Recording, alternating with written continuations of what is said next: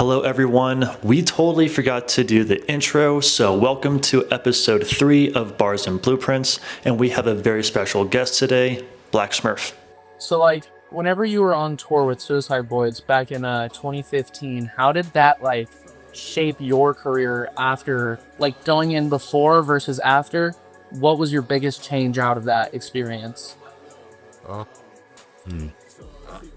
in a crazy way, really nothing. Cause at that time I was the it man at that time, so they really got a boost. I really didn't get no boost. I didn't get a boost really till about 2018, some shit like that. Uh, so it was really just hard work. I mean, but I appreciate that tour. Kind of just showed me how to work around shit, how to do business, uh, how to be around people, how to socialize around people that I don't know. Uh, so I appreciate them, and that's just kind of like showing me the business aspect of how to, because I wasn't engaged in shows like that. Like they booked all those shows and all of that stuff, so they kind of like taught me how to get my foot in the door on that. So I appreciate them on that. But music wise, I say shit. I can really get too much from that. Because most of my old music popped. So my trajectory changed because all my old music popped. Yeah.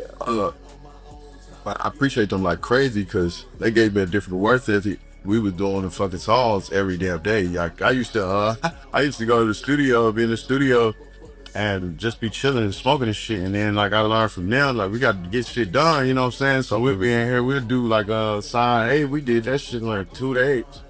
You know what I'm saying? Like that, just sitting in the damn studio all day, like all day. And we were over in head, and then like a couple weeks later, we did B, and then I stayed there. I think I stayed there for like a month or so. We got all that shit done in no time, just staying. We was locked in that room.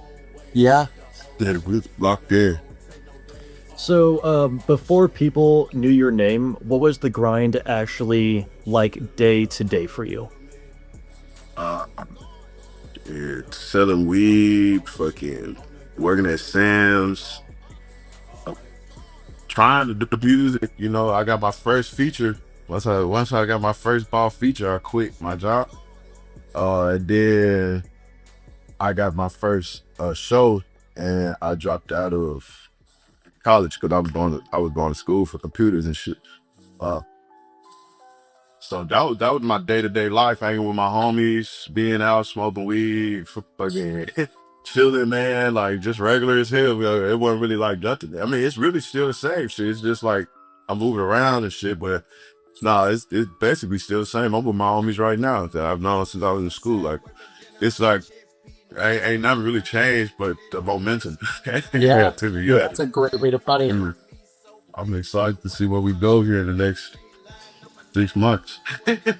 Nothing changed but the momentum. I like that. We still doing the same shit, guys. I'm still in Memphis, like we Yeah. still doing the same shit, man. Ain't nothing really changed. Sometimes ain't shit changed, but the life outside of my life, you know what I'm saying? Like the stuff, the music, all of that stuff's changed, but shit, nah. When it comes to my realities, nah, I'm still the same people I've known since I was in middle school. So, who are some of your earliest influences that you could remember?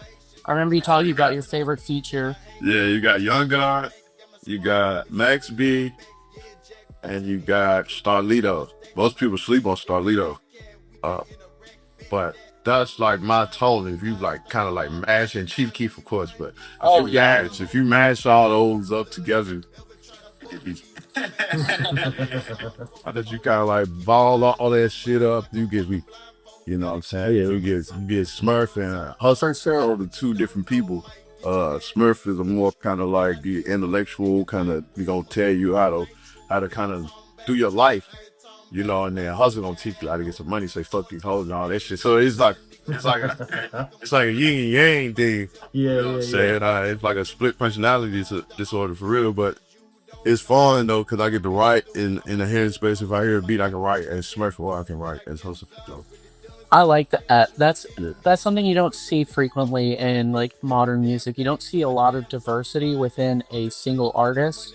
You kind of have to look amongst an entire genre. But whenever it comes to you in specific, I've noticed with that kind of balance of hustle versus Smurf, it's really cool. You can kind of see both sides fighting for Same. what's going on. So Yeah. it'd be like this, like they be like this, like right now I'm in Smurf mode. You know what I'm saying? Feel me? Then once I get on stage, I'm gonna be hustle all day.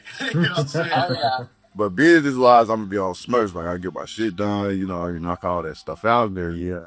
About 20, 30 minutes, I'm gonna get some shots in me, I'm gonna be hustle guy. You know what I'm saying? Yeah. Smurf will teach you how to do your taxes. Hustle. How that deal. Then he get you a crib, we teach you how to do your fucking fighter score, get all that up, you know what I'm saying? Get you that. Then hustle gonna teach you how to go in there and flex, pop shit, get the club, you know what I'm saying? Get out of here and live your motherfucking life. Yeah, up to the fun, you know what I'm saying? Smurf ass ain't fun, that nigga is ill. But I love it, you know what I mean? Yeah. Oh yeah. Your collaborations with Suicide Boys are still talked about today. What made that chemistry work so naturally between you, Ruby, and Scrim? Well, cause honestly, because we was with each other all day. Like, you know, most people like email to email. Those projects, we was with each other all day, all fucking day, every day. You know what I'm saying? So all them songs y'all can feel because we really with each other. You know what I'm saying? This ain't no energy going and getting kind of like taken away from the email and that frequency and my mic and his. You know what I'm saying? Like we was bonded. We had problems. They done met my family. I done met their family. It was just like we became a unit. You know, we was really locked in. Like especially at that time because there was no new generation. There was just like stench. You know what I'm saying? So like we was bringing a new wave. Like you know what I mean? And you got after us, you got the peeps and the ghosts and the punks and the perks and all of that shit came after us. Like we really established a lot after us. It ain't really been a founding nothing since. To be honest, we like the last of the founding father. To be real. Yeah, for sure. And the last of the generation. Yeah, and OGs, it ain't gonna be nothing. Ain't nothing ever gonna happen like that never again. It never happened. It never exists. No. No. This shit bubble gum as hell now. It never lasts. We playing songs from 10 years ago, man. Yeah. Oh, Yeah. it like it just came out. You feel me? So we got this shit sold. I ain't gonna lie. And then it's getting better and better because the music nowadays is so bad. So people they got to gravitate to the real. We the last of the real. So, do you think like I know last night at OKC, at least I tried going pretty hard. I know everybody was trying to like keep up. It was kind of a hot situation, I know, but like do you think the energy of 2015 peak hustle god tour, like everybody's raging, do you think the energy of back then is different than the energy nowadays at your shows? Yeah, it's about the same. Yes, it's the 200, 300 was just the same energy that was the 15 and 20. We were doing the same thing. Except we wasn't on stage. I was in the crowd, jumping up and down and shit, mosh pit. So, you know, it was just like hardcore crisp, like pop shit, like, you know what I'm saying, back then. So I guess right now I can say it's like a little more professional, you know. I got to keep a little distance, got to do meet and greets and shit. Can't just need just, you know, but nah, ain't nothing really changed. Shit, they still go crazy as fuck. I do it. They still go crazy as fuck no matter what. Last night was crazy. Yeah, they go crazy as fuck no matter what. So, no, that's why I tell their ass I'm proud of them for shit, man. You know, they thought it was over for the kid, man. We still got it. Your music has a very distinct vibe. What was your process when you were building a track from scratch? Whatever I was going through that day, I thought, yeah, basically, because I learned that from Video I read. She said, don't go in there trying to like force a song, like go and just do what you feel. So most of the times I just be talking about my life and something dead. So that's how I think that's why a lot of my music kind of like grows on people because, you know, it's relatable. Even the good and bad is you can get fun songs from it, you can get sad songs, you can get turned up songs, you can get slow down songs. It's just like whatever I'm feeling in that moment, I really ain't got no process. It's just like whatever I feel, man. I can go in there and fuck it, I might just freestyle or shit, like write or use something because I got a phone. One of my other phone in there got I don't know how many songs in it that I still haven't recorded. I just like to write. Uh, so sometimes I'll just go through there and see if it fits, and then we'll use that shit. I don't know. It's random. It's toss up just because shit. Most of the time, I got a situation going on, or like people in my studio got shit going on. So they real life kind of like mesh with me, and then we get to talking, and then that becomes a little line in the song. You know, we talking about this all bit. Let me kind of like punch this in here. You know, since we already here. So that's what I think. I think it's just being relatable. So, what do you think people like misunderstand about your era of underground rap? Shit, honestly, fuck it. Because I don't know, because we're underground. We don't give a fuck. We like being misunderstood. I don't know. I don't know that. Like, we don't give a damn. Like, Yeah. I like that. I like that. side old core, that's the being is being misunderstood. So shit, they keep doing that. They ain't never figure us out. That ain't happening. We paying shows out, no deal, dog. No deal, no signing, no paperwork, no nothing. We doing this shit. Yeah, they still not understand it. Exactly. Yeah, still they gonna be like, damn, how they give me the plays, no promo, no goddamn the DJ academics, no none of that, bro. We ain't pushing none of that. We could just drop the music, the people grab it, and it go platinum, and it do what they do. You know what I'm saying? Yeah. Yep. Yep. Keep them motherfucking misunderstanding. I love it. I think that's a very good way to kind of what's the word? A great way to describe underground music as a whole is it's misunderstood music for misunderstood people. Yeah. I think is the best way to put it. Pretty much. Yeah. It's the only way. It's gonna be the shit, and they gonna keep biting us. Yeah. Yeah. Yeah. Shit, we don't even do 1, 2, 3, 4 counts no more because of these niggas. Did all that shit, man. They're splitting the pits. They doing Mars pits. We gave them that in 2016. Yeah. I wasn't even doing Mars pits in the mainstream. Yeah. No, that wasn't a rap thing. Y'all brought off your out. Yeah. That's insane. The whole Only around 2016, that wasn't a thing. And then now everybody fucking let's put all this shit and all that. Nah, we speaking of, we there with that. We don't even care if they got to like us no more. We done with all this shit. We already did all. yeah. I give them sauce. We gave them so much sauce. I think the whole 2016 era of music in general made a very historical change within music. Like it's something that's not consistent. Damn pliable, bro. We gave the game so much. I mean, the whole Sunfire era brought kind of a mix of metal into rap. That's what brought the moshing into rap. That's what brought the yelling. And it's great. It wasn't a thing. That shit didn't exist. When we would do our show in 2014, them niggas thought we was crazy. We jumping off shit, jumping in the pits and shit. Man, they thought we was crazy. Now everybody doing what we doing. Yeah.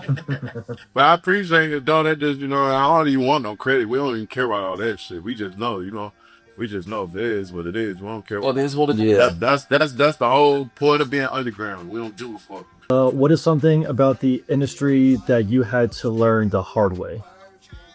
Don't trust everybody.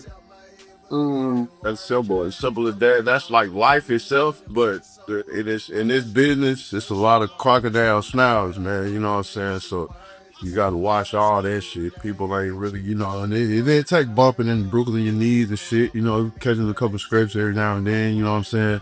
But once you figure it out, you understand, you can see through all the bullshit. Oh, yeah. You can get here, but once you just get in, it's kind of hard because you're really trying to make a name for yourself. So you know anything, and you know what I'm saying. You might be taking way more L's than necessary. So yeah, that's probably the number one thing is trust. Like that thing is just to once you get your solid people, you get to this point now. It look like this, You ain't gotta watch people. You ain't gotta worry about where the money going, where your money at, and all that shit. So yeah, So if I could tell somebody that if they're 16, don't sign nothing. Let salvos pop and make your own distro kick and make all you can sign up for ASCAP and do BMI, do your own shit. You have to be. Yeah. That's because until you get your team, cause see, I got my team, so I ain't really worried about it. But I know when I was young, I lost a lot of time and money because I was just trying to rush to get to some money, chasing it. You know what I'm saying? You gotta really just let it come. You know, You know, not forcing it, but letting it come naturally. just let it naturally happen. Is there anything that you would say happened in your life that changed how you move? Not like just in music, but like in life in general. Yeah, just relationships be having good up and down. You know, so and it created a lot of good music. So I appreciate the relationships. Uh, created a lot of good music. Like shit, that shit real deal molded me into this now at this point. Yeah. It really does a lot of healing, you know what I'm saying? Peace. You know what I'm saying? That's like my go-to right now is just peace. I could just be. What is a track you have made that means more to you than fans might realize? Shit, no complaints. Dude, no complaints made a lot today. No complaints. Okay. How so? Cause shit, I wrote it in the rain. I had to walk home from downtown back to my house. And it was raining. And then my I had a situation personally going on with my family, and it was just like a lot going on at the same time that kind of like structured this song in a way. Well, even if I hear it or I perform it, it gets to me still. It's a lot of emotion in that song. I can't really dive too deep into it, but it's a lot that happened that day that just kind of like I needed to release. Yeah. Yeah. I needed that. So once I hear it even today, it gets to me. It gets to me. But that's basically, yeah, that's probably one of those songs that most probably don't know that means more to me than the execution or any of that stuff. Like that shit, like I can go back to the drawing board when I hear it, or if I need a quick reset to know my mental, get my mind right, I can go back and listen to it. Like it's just a good song for me personally. Mhm. I know they love it, but it's a really good song for me. Has there ever been a moment in your career that like you almost quit? Like you were right there about to quit, but you didn't? Yeah, I was on a mountain in Big Sur, LA, off 7 times of acid. Uh, and man, I was up there having a fucking ego death. Oh yeah. And yeah, man, I got on the internet. Wolf actually hit me up because at that time, bro, I was just on Twitter saying whatever, bro. I was just like, but I was blanking, you know what I'm saying? And he called me like, bro, you need to just chill. You know what I'm saying? Yeah, I better kill for real. Cause shit, I was about done with this shit. And I just dropped Hustle Warfare 3. Like I just dropped that shit and then like I was just about to, so imagine. Yeah. Yeah, I imagine if I did that, the music that would have been lost. Exactly. So much history just gone right there. Yeah, gone. That wouldn't have been the boys. That would have been none of this shit. No, this Yeah. shit could have been done. So it was a good thing that I had it though, because that shit I just was like, play it. I'm like, get off your ass, nigga. Let's do it. Like, boom, Yeah. let's go. I'm like, And that's the way. Yeah. yeah. So then, boom, all this stuff happened. So if someone were to listen to your music for the first time today, what is something that you would want them to feel? That it'd be all right. It'd be just fine.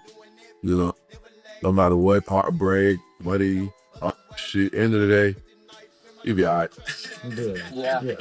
You know what I'm saying? Like when you listen to me, I want you to feel peaceful. Like you can have fun. Even with the songs, it sound like I'm just hurt. You at the end of it, it's like there's still light though. You know, it's not think that's the end of the story. Like you still got so much fucking life, and I want people to know that you got so much life. So much For sure. big to say, fuck, man. You know, but then it's just like I get it because I've been there, but it's just like shit. You gotta push yourself a little further. It's people got it with it. Yeah. I mean, think of it. If that mountain, that day on the mountain was the last, we would have lost so much. So much. You know, apply that on every individual person's life. Look, And and if that's like a thing that women inspired somewhere in the bed. You got to think like if I was stopped right there, it was 2014. Like there wouldn't have been a lot of these rappers. yeah, We have a history. Fair. Like I put a lot of people in the way. Well, in 2015 to 16. So like it wouldn't have been a lot of this shit. Yeah. After this shit wouldn't exist. Yeah. Is there anyone you still want to work with that you have not yet? Keith. Yeah, Keith. Oh yeah. Big person. That's like all big person. I know I want to do a song with Sauce Walker too, but that's like my Chief Keef is like my epitome. Like that's gonna be the like yes. Yeah. That's gonna be the yeah. I did that shit. I don't know who it wouldn't be one for, because who doesn't get behind some Chief Keef? Yeah, like him on a strong ad lib's gonna go crazy. Like it's gonna go crazy. I bet. That would be such. That's the collab. That's the collab we needed of the decade. Oh yeah. Yeah. That's just want to feed children. We definitely need a Sosa Smurf beat. Yeah, that's ignorant. Yeah. That should be Yeah. Out of all the songs that you did for Black Suicide, A, B, and C, which one is your favorite? There's Brooklyn for sure because we were in Brooklyn, we were on tour. Oh man, I could see that song be us recording it. Like I could see us on that shitty ass mic. I could see it like a motherfucker. Like people don't even know we was using some crap, like straight up fucking snowball microphone with the laptop with the garage band. Like we ain't have shit. Bullshit. That's a headphone. We got a daily whole damn mic. Yeah, that's we cause yeah we didn't get a real we didn't while we was on tour we didn't record in a real studio. We were just in the crib. But yeah, I give it that cause we really was in Brooklyn. Like really. Yeah. Really. And really just did a show in Brooklyn. Went back to the spot and recorded. Like it was just like That's what a life to live. That's why I say that's why those projects are so alive because we put our fucking soul into that shit. Like if we really put our reality into that shit, so we really was drugged out, fucked up, suicidal, depressed, all that shit. We made it sound fun, and it was all terrible. What a great time, though. Yeah, that's what matters. It's so good time, and I know we'll look back and be like, we appreciate it. You know what I'm saying? We happy that we did do all this shit. Yeah. That we did go through all this shit. So I think a great way to close this out, is there anything that the fans should be watching for next? Tours, and that's all I can say. Tours and a surprise fucking show. That's all I can say. Ooh, okay. That's the. I'm talking breaking the internet. So just remember I told you all this shit, and in September, just know. Make sure to follow Black Smurf on all platforms such as SoundCloud, Spotify, Apple Music, etc. And also make sure to follow him on Instagram for more updates about his tour and other special surprises. We will see you next time.